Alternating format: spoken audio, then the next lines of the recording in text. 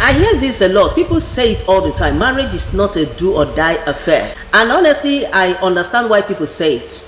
I say it too. Because no human being should remain where their life is under threat. Nobody should stay in a marriage filled with violence, emotional torture, manipulation, abuse, fear, and constant destruction of peace. If the marriage becomes toxic, if the center can no longer hold, if your sanity, safety, or life is at risk, then no, marriage is not a do or die affair. At that point, the I do stops becoming what I do. You protect yourself, you stay alive, you do the needful. But here is the uncomfortable truth many people are avoiding. The problem is not the statement itself. The problem is when people carry that mindset into marriage from the very beginning.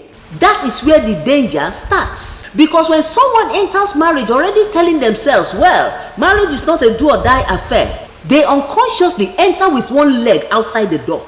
They enter carelessly, they enter casually, they enter with nonchalant mindsets. The moment there is misunderstanding, they want to leave.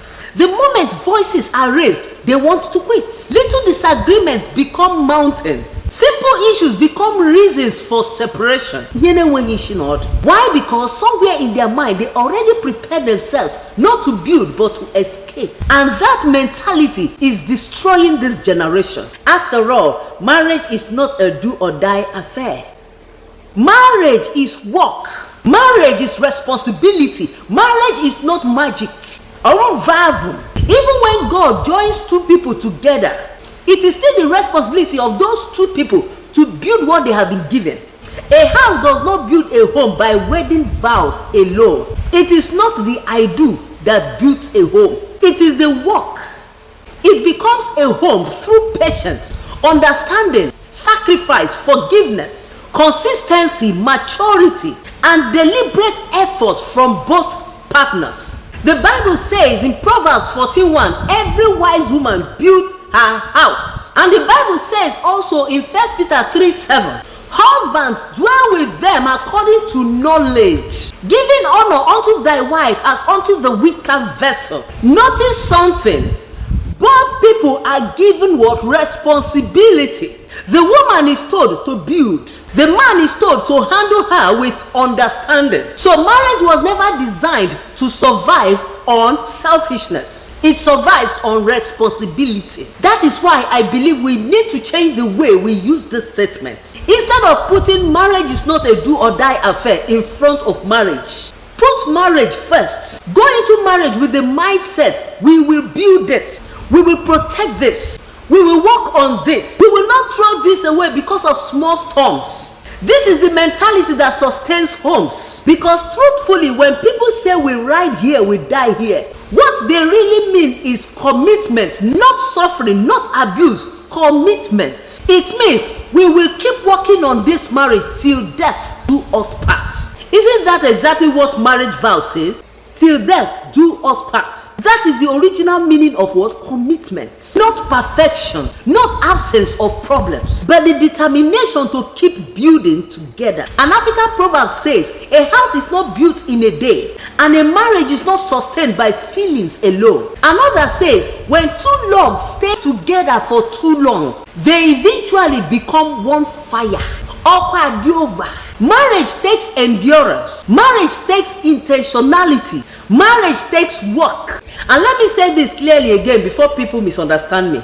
I am not telling people to stay in abuse. I am not telling anybody to stay in abuse. I am not telling anybody to remain where their life is in danger. If the marriage becomes toxic, if there is emotional abuse, physical violence, constant oppression, psychological destruction, that is where the statement marriage is not a do or die affair becomes necessary. That is where you press that button. That is where you protect yourself. Magawa or the toxic. But do not enter marriage already rehearsing failure in your mind. Do not enter marriage preparing for disaster. Do not enter marriage with the mindset of escape before commitment. Because the mindset you carry into marriage affects how you react inside marriage. If you see marriage as disposable, you will treat it carelessly. If you see it as, after all, it's not a do or die affair, you will treat it carelessly. But if you see it as something honorable, valuable, and worth protecting, you put in the work required to preserve it. The Bible says in Hebrews 13:4, marriage is honorable in all, but honor does not appear by magic. Obro abracadabra. Honor is built. Respect is built. Peace is built. Love is maintained. Homes are built. And both people must participate. One person cannot carry the entire marriage alone. So yes, marriage is not a do or die affair when life and safety is under threat. But stop pushing that mentality to younger people as an excuse for carelessness. Teach people commitment. Teach responsibility. Teach patience. Teach emotional maturity, not those who can keep malice in marriage for, Teach sacrifice, teach accountability, because many homes are collapsing today, not only because of bad people, but because many people entered marriage without a mindset to build. And let me end with this. Truth does not bow to feelings. Truth does not bend because society is uncomfortable.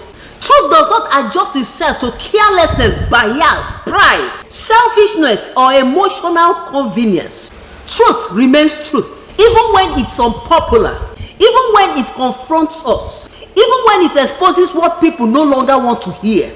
This is not emotion. This is not an attack. This is not condemnation. This is simply truth. Truth first, feelings later, no negotiation.